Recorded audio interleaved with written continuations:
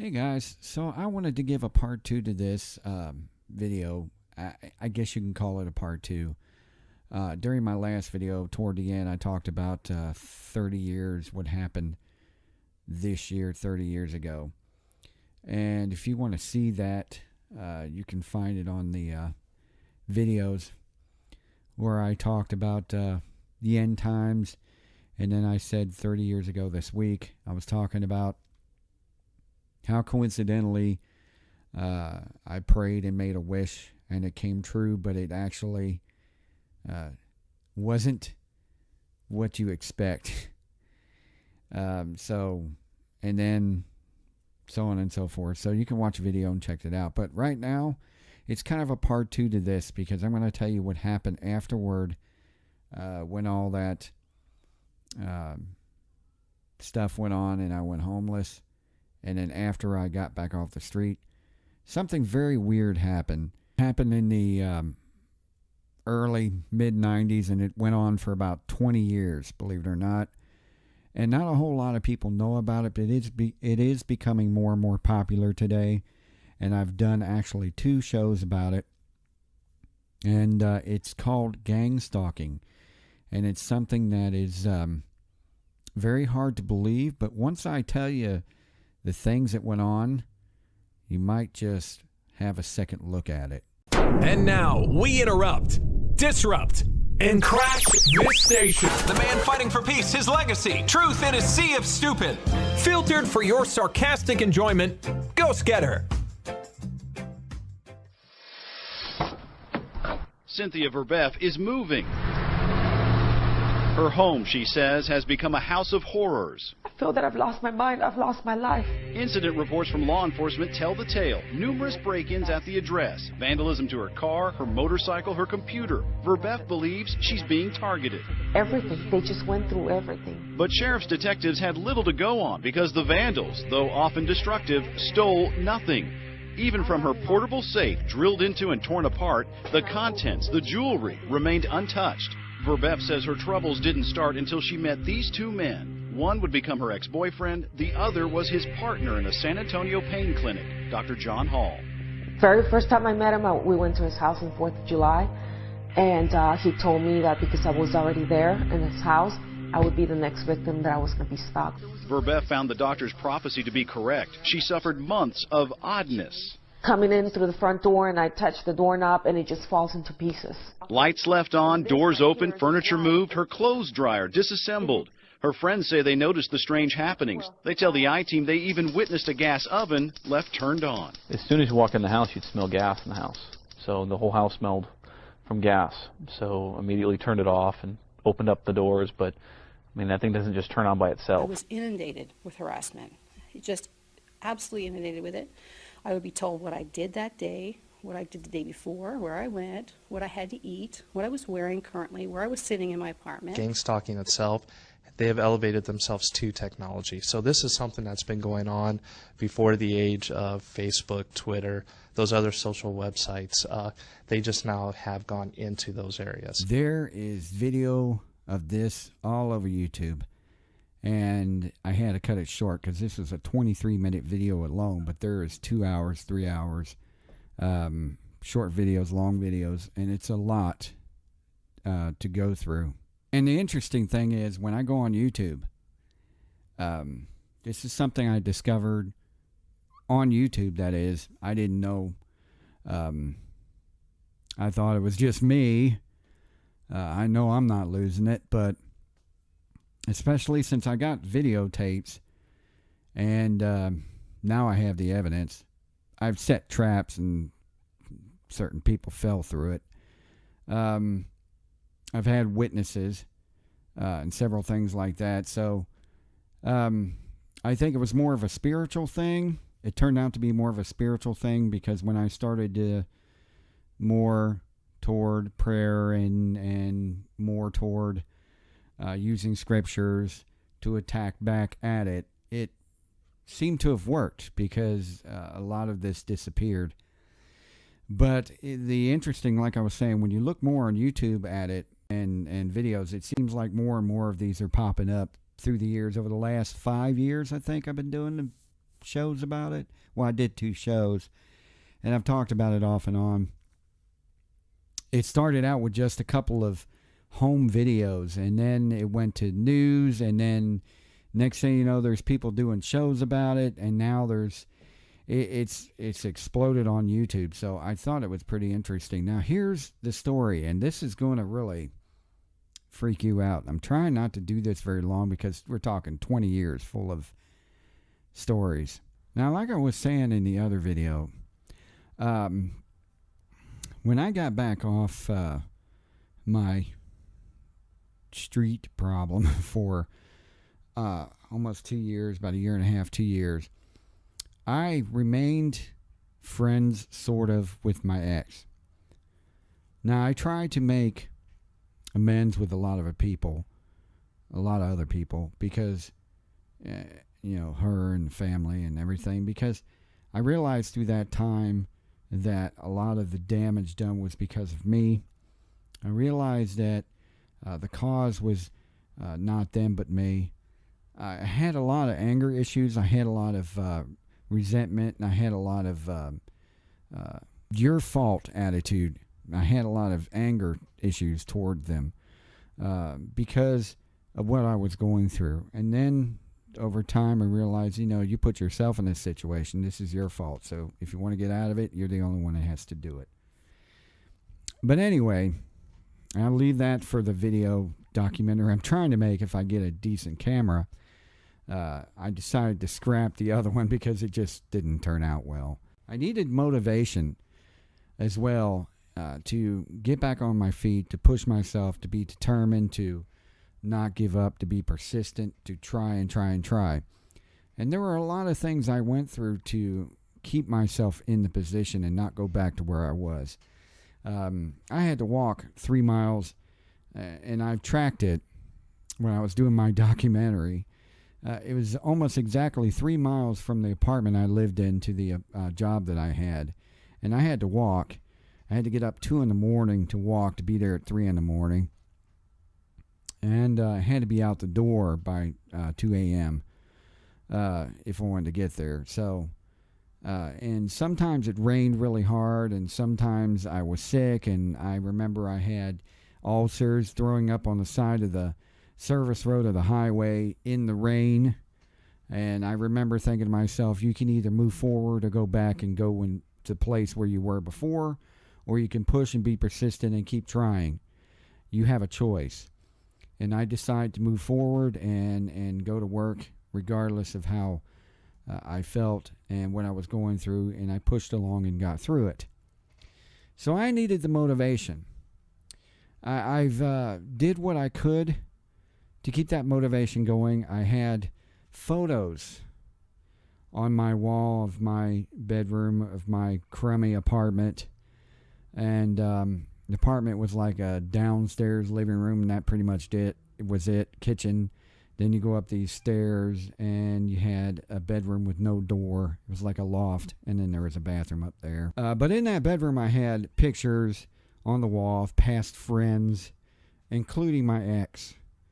And it kept me, in the morning when I woke up and to go to work, it gave me the motivation to, it sounds a little odd, but it gave me the motivation to push forward. These are the people that some actually cared, some actually didn't, but you looked at yourself, it's kind of hard to explain, but you looked at yourself as if what to do and why to do it, and why you were at where you were, and all that. So it kind of gave me the motivation. There were other things that gave me motivation, but that was pretty much one of the things. So I had little things that I did to keep myself involved, so to speak, to get myself going, to not give up. And I hope people see this video, because it is important not only to me, but it's important that people see this, because there is more and more of this stuff going on, and it's growing. But it also helps with the motivation to help others and how to get through it, or to fight back, or to stop it, so to speak. So anyway, we were talking here and there. It was nothing really, not a big deal. Talking about an ex of mine. So anyway, one day, out of nowhere, of course, I've been through this before, so this isn't the first time, and, you know, and I've always, it was one of those things where it bothered me, you know, it hurt for a little bit, but in the end, it wasn't the first time I got turned down or told this. It was ruder. There are other people that have been more rude than she was, so I'm not knocking that for sure. But we had this phone conversation one time where she had to talk to me. And, of course, there were a few hints there and here and there that I thought were a little odd. And it's one of those things where after you go through this for 20 years, you start to look back and say, look at things that happened that kept you wondering or kept you any signs of evidence or any signs of breadcrumbs that could have led to it or showed that the person was actually doing it. You'll see what I mean.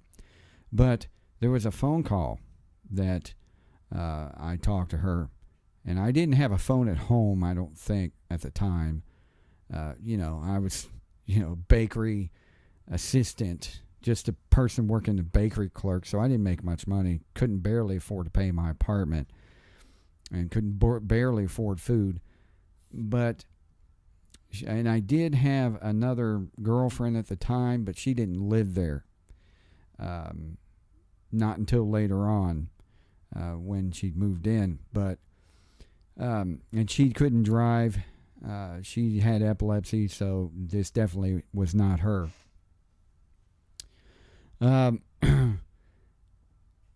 She told me on the phone that she didn't want to speak to me again. She said that we had nothing in common. You know, most of you have been through that before and all that. And at the time, like I said, it bothered me, but, it's one of those things that I'll eventually get over. And it did hurt but at least she was nice about it, because there have been others in the past that have been rude, and seriously rude. Being growing up the nerd I am, and the fact that I was bullied most of my young life, it was obvious that I wasn't the popular among the girls. But anyway, it kind of one of those things that I really didn't understand it. It doesn't matter. But then something happened that I thought was really strange. I did have a pager.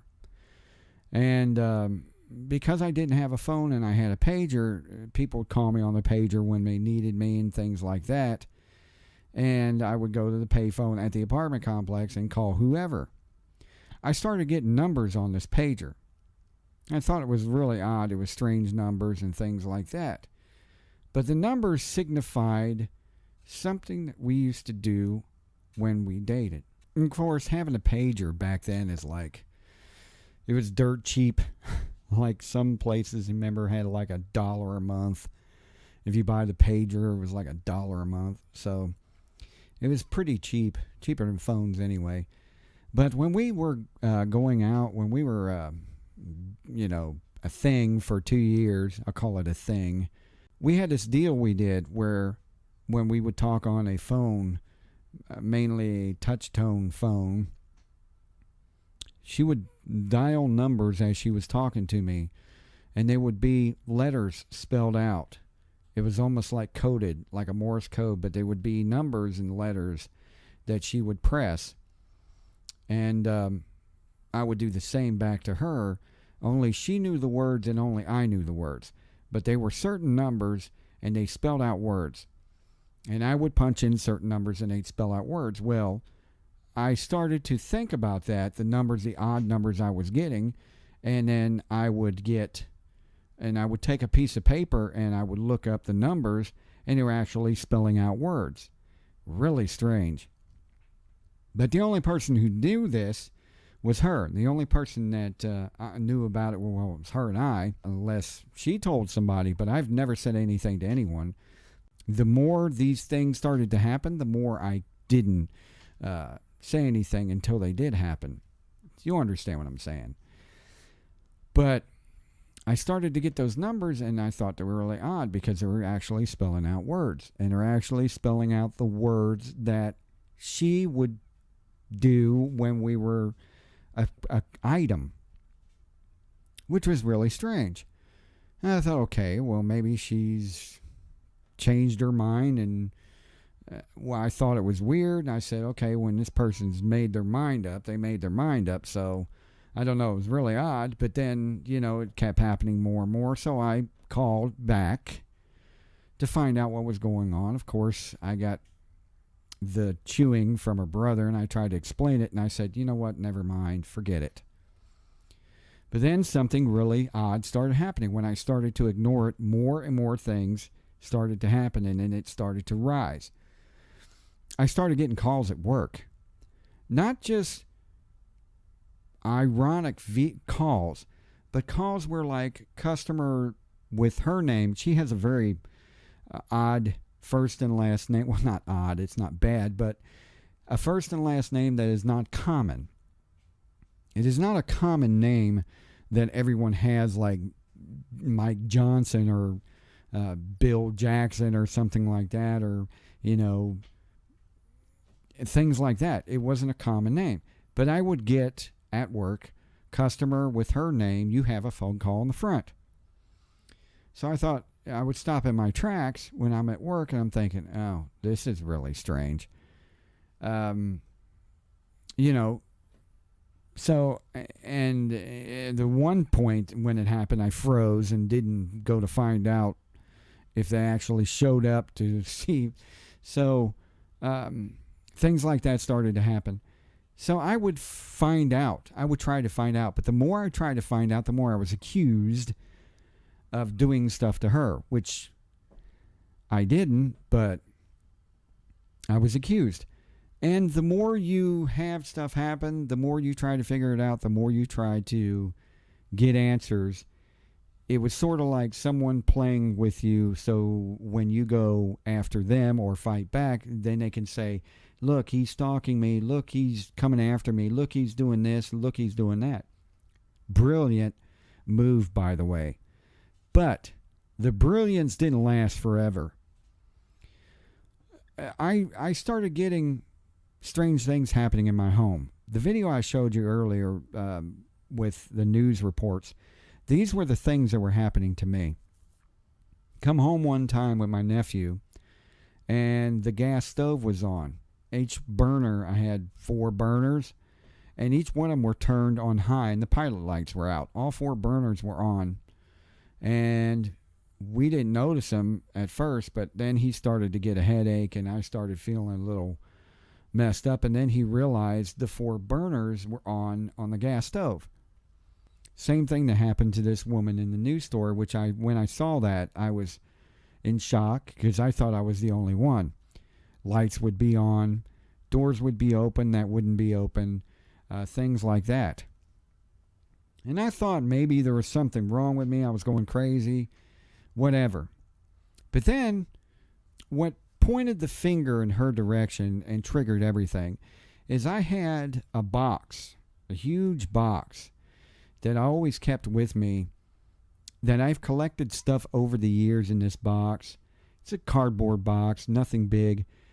I've collected stuff in this box over the years of friends that I've had, baby teeth, report cards, letters, just everything that I thought was important in my life since I was a child. I would collect it, keep it, put it in the box. First date I ever had, what you call a date, I kept her, bottle. It was a drink that I bought her, seltzer or something like that. I kept that bottle to show what kind of stuff was in the box. Deep in the box, there's 2 things in that box that she gave me that one day came up missing. And what caused this to happen, that I realized that these 2 things were missing, I came home one day after work, and I walked upstairs. Well, actually, I came home, and I started suspecting that someone was in my apartment. Someone was showing up in my apartment, breaking in, whatever. because there's a certain scent that she had. I started to smell in my apartment. Of course, demons create scents, so it could have been that. There were things that were moved around, doors were open, lights were on, stuff like that. But when I got home and walked up to my bedroom, and I don't know how long it was, like I said, with the motivation of the pictures and things like that, I didn't notice it until later. But that night, it could have happened a couple of days before, but after a while you kind of forget things. But that night when I came home, all the pictures of my friends were still there on the wall, but her photo in the middle was missing. Her photo. Nobody else's photo, but her photo. And nothing in the house was taken except her stuff that she'd given me. VCR was there, TV was there, anything of kind of value, video game system, anything with value was still there. But the photo on the wall, which creeped you the hell out, I was the only one living at that apartment at the time. The photo of her in the center of all these photos of friends in the past was missing. I thought, oh hell, what the heck? Maybe it fell off. It was not on the floor anywhere, anything like that. So what I did is I thought, what else is missing? So I went through the box of stuff, and the things that she'd given me was on the bottom of that box, buried. The two things that she'd given me was missing. I'm not going to say what it is, and there's a reason for that, which I thought, she's been in my house. There's no doubt about it in my mind. Other things that she'd given me was missing. There was a sweater she'd gotten for me. Stuff like that was missing. That's when I knew something was up, and it wasn't just a coincidence. I started having people hanging outside of my house. I was chased by a few vehicles. Things like that. I was chased by a Camaro one night off of I-30, which is a highway. And it went on and on and on. And one particular time after I moved out and moved into another apartment, I was coming back from that apartment one time and went to go pick up the girlfriend I had at the time, and she had moved, already moved in with me. And as I was driving to work to pick her up, I'm sitting at a red light and this black truck pulls up. Couldn't see inside the black truck. Tinted windows, dark as night. So you don't know who was in there. And I didn't think much about it. But as soon as the light turned green and I started to take off, he moved his truck and tried to run me off the road. I wouldn't have done much good because he would have ran me into a median and probably broke my tires, or maybe he'd run into a pole. He could have pushed me into traffic, but things like that. And by the way, I wanted to mention, I did talk to the police when those things were missing in my house, and they said there was nothing they could do about it because there wasn't anything of value, such as TVs and VCRs and stuff like that, missing when they came by my house. Pretty brilliant, because now you can't investigate because there was nothing of value missing. There's nothing they can do. Pretty smart. Unless they harm you physically or do something to you, your property or anything like that, there's nothing they can do. Pretty smart. I was upset about that, but anyway, as time went on in this black truck, as I was being, he tried to run me off the road, I got angry. So I took off and chased him. And this is one of those things that popped in my mind. Here comes one of those people again that were stalking me, whatever. I'm going to find out who this bastard is. That's what I was thinking.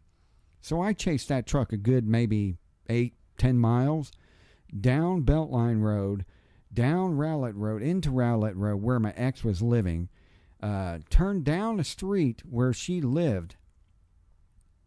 And this guy was going so fast I couldn't keep up with him. He was in a great distance. He was moving quick. But by time he turned down our street and I got there, he was gone. I looked everywhere. I don't know how this truck could have disappeared. It was not parked on the side of the street. There's only pretty much one way out. It's one of those inside neighborhoods where there's not a whole lot of ways to get out, or a whole lot of ways to hide. The only thing I can think of is maybe he went down an alley. I don't know. Didn't see any truck, nothing like that, but I thought it was really odd. So I called the police again, filed a complaint, and they told me since it started in Mesquite, went through Garland and through Dallas area, because over the bridge over the Lake Ray Hubbard and Rowlett Road is considered Dallas, and into Rowlett, I had to file charges in Garland, Mesquite, Rowlett, and Dallas. Pretty brilliant, because there was nothing they could do unless I had evidence. Today's technology would be easy because you have street cameras. But there was not a whole lot I can do because I would have to file charges through all these cities. And, you're fighting one city, getting all these cities to agree with one another when it comes to a case is probably more difficult than anything. And, of course, this person, X of mine, was going to college to be a lawyer, so would always play behind the law. So I started to fight back in my own way. And by the way, I wanted to mention about that box. She was the only one that knew about that box because I never told anybody about what I was keeping that box for, the stuff that was in it. Anytime my mother was around through the years or whatever, and we would move, she would tell me to throw it away, and I'd tell her, it's my stuff, I'm keeping it. And I'd be pretty persistent about it, so she never really questioned it. So I've never told anybody about it except her. So there were certain things that would happen that would signify it was her, because it was one thing to catch somebody, and it's one thing to accuse somebody, but you got to have proof. So she was smart enough to do it where she was letting me know, but I couldn't prove it. And the way she was letting me know was in ways that only she knew and I knew, but no one else knew. I don't know if you could understand what I mean. But then over time, I started to realize this is the kind of thing people did in the occult. This is the kind of MO that demons do. This is the kind of things that happens when you have homes that are haunted, paranormal stuff that would happen to you, things like that. Now, I'm not talking about being chased by cars, but there is a legend about vehicles that mysteriously disappear and reappear and things like that. They're called ghost cars. I don't kind of believe that now, but there are certain things that would lead to that, them being a part of it. It's a spiritual thing. It's a demonic thing. It's stuff like that. So I started to suspect that maybe this person was into witchcraft, demonic stuff, things of that nature. And why I say this is because I made the big mistake of listening to somebody and doing something called remote viewing. At the time, I was kind of, I was out of the church that I was in. I still had faith in God and did things like that, but I still was young and stupid and didn't,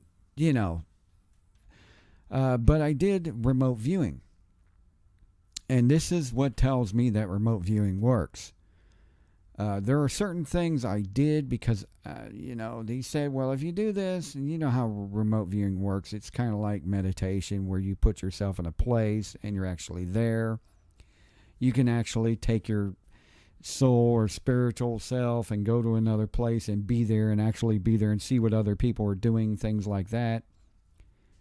It sounds crazy, and I thought, well, this is the dumbest thing I've ever heard, so I tried it. And I was doing it I tried to remote view her. I thought, after a while, I thought, well, this is the dumbest thing I've ever done in my life. This is ignorant. I got to find some way to figure out what the hell was going on. But that was a stupid thing to do, especially if this person is into something that you don't want to mess with.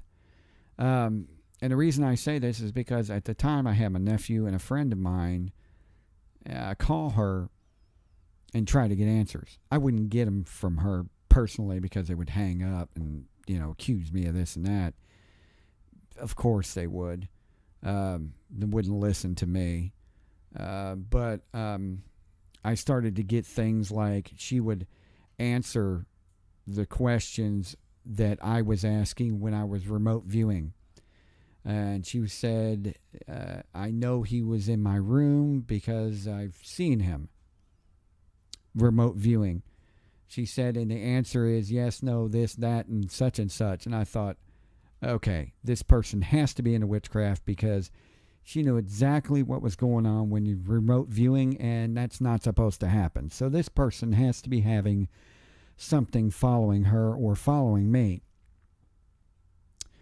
Because she was telling people places I've been, things like that. I would be somewhere with a friend of mine at 3 o'clock in the morning in the middle of the night on a Sunday night, Monday morning, and she would tell people that she's seen me. And how is that possible when I was 3 o'clock in the morning on a Sunday night on a country road out in the middle of nowhere? She knew it. Places I've been, she knew it. Things that I've said, she knew it. And I wasn't even talking to anybody. I come out of a Walmart once and said something out of my mouth, just laughing about it. I chuckled about it, but I said it out loud. And I wasn't even thinking about it. But it turns out she told a specific person exactly what I said word for word, and she was mad that I said that and laughed. So this was a common problem, and it got worse. I'm leaving out the small things because there were so many of them, they would take forever. And that's why I have a part 2 coming up. But, I would get phone calls with music playing at work and things like that. I mean, it got serious. It got really odd. But that's a part 1. Part 2, I'm going to tell you how I fought back. Which is really, this will help those out there that were gang stalked. Because, you turn around, I'm the type of person that, I don't like being played with. I tend to fight back. I tend to be persistent enough where I'm the type of person where with my determination and my persistence, I don't never give up. And I remember hearing this person say one time, well, he don't give up, does he? No, I don't. And the reason I say that is because when you're jacking with me like that, after years of, being bullied when you're young, and being treated like you are when you're young and things like that, and you grow up and you're the type of person that says you want to fight for others. You're the type of person that wants to be, wants the truth, that wants justice, that wants determination. You want things to get done and get done right. You get to that point where you say, you don't mess with people like that because people like that can be very scary. But that's when I woke up one day and I said, you know what? I'm tired of the BS. I'm tired of I'm tired of all of it. Tired of nobody believing me. I'm tired of people thinking there's something wrong with me and I'm crazy. Maybe that's what they were trying to do. But I will say this. For a person that doesn't care, for a person that wants me to leave them alone, so to speak, for a person that's accusing me of stalking them, why would they say, after hearing them say it with their own lips, I heard it with their own mouth themselves say, because I was listening on 3-way with the mute on, they knew I was there. Why would they say, I'm going to get him back? Maybe today, could be tomorrow, could be 10 years from now, but I'm going to get him back when he least expects it. if someone doesn't care, if someone is not scared of you, or claims they're scared of you, claims that they're not, he's bothering me, why would you say that? So this is part 1. And stick around. There's going to be a part 2 at the end of this video. Please click, share, and subscribe. Let people know. This is very important that others out there know, because this is an explosion, and I didn't realize it was getting this big. I guess in the world we live in today with technology and everything, I'm not surprised. But there's a part 2 coming up, so thanks everybody for watching, and appreciate it. And by the way, I wanted to mention the reason I'm making this video. I made out a note that I written. I'm not going to say where it is. I also wrote it on the internet. And I thought this would be a good time to make a video too and put it on YouTube just in case. But I made this video, wrote a note and everything, and said that in case something happens to me, or in case there is some stunt pulled, or something bad happens to me, that people will see this video and they'll know who the culprit is. They'll know who's guilty of something that bad that happens to me. Now, like I said, I've been nearly chased off the road. I've been followed. I've been, without somebody deliberately threatening me. They pretty much said it in a way without me being able to accuse them, or me being able to have any evidence. But I made this video, and I wrote it down that in case something should happen to me, then you know who to go to. That's the guilty party. But anyway, that's one of the reasons why I wrote it down and made this video. But anyway, part 2 coming up next. And that will be how to fight back and what to do to set traps. Also, reason I'm making this video is to help others get answers. Hopefully, someone out there will use my advice. See ya.